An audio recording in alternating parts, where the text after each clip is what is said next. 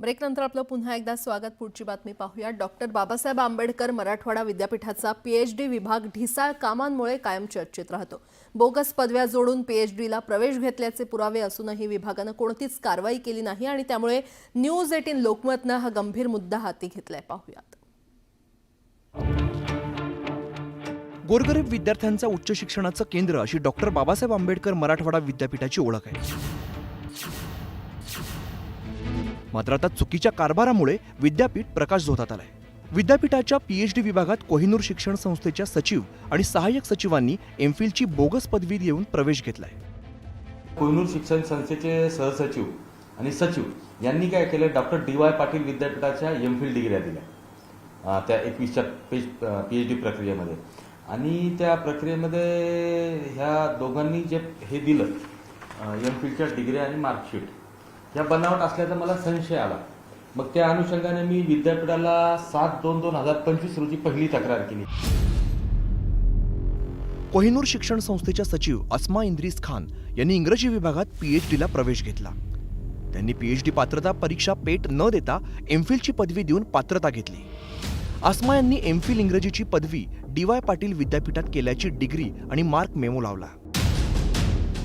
आश्चर्य म्हणजे मुळात एमफिल इंग्रजीचा अभ्यासक्रम डी.वाय. पाटील विद्यापीठात नाही, त्यामुळे डी.वाय. पाटील विद्यापीठाने पदवी आणि मार्क मेमो बोगस असल्याचं लेखी दिलंय।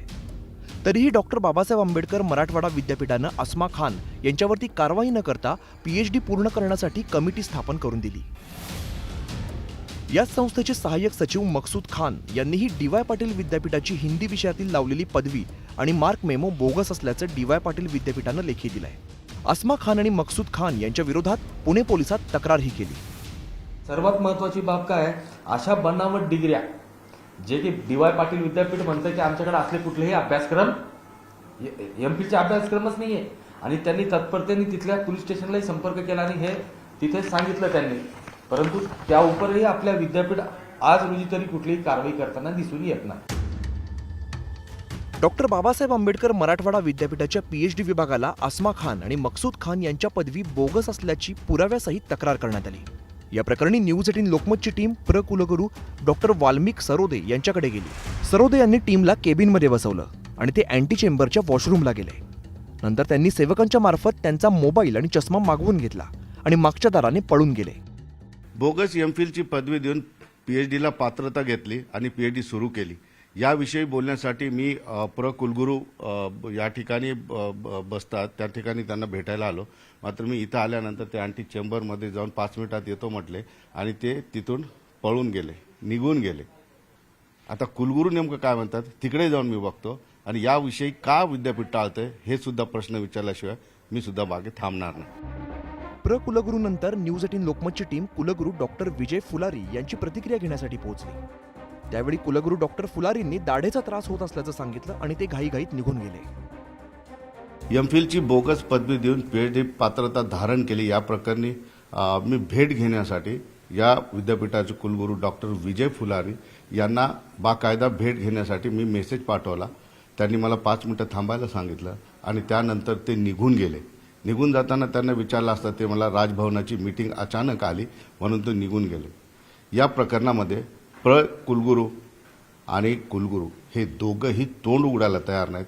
काय कारण असावं की एवढी चूक असताना सुद्धा विद्यापीठ येऊन काही बोलायला तयार नाही। डॉक्टर बाबासाहेब आंबेडकर मराठवाडा विद्यापीठाचे कुलगुरू डॉक्टर विजय फुलारी आणि कुलगुरू डॉक्टर वाल्मिक सरोदे यांना पुरावे देऊन प्रतिक्रिया घेण्यासाठी न्यूज 18 लोकमतची टीम गेली।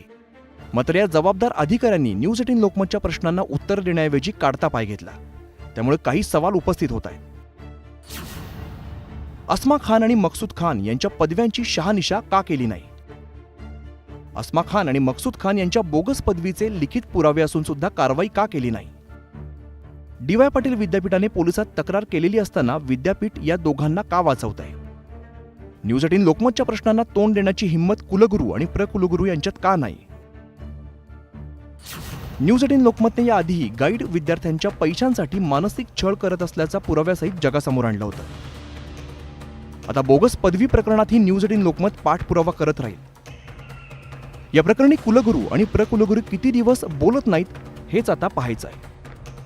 आसमा खान आणि मकसूद खान यांनी बोगस पदवी काढल्याचं कळताच DY पाटील विद्यापीठाच्या प्रशासनाने 5 दिवसात त्यांच्यावर गुन्हा दाखल केला.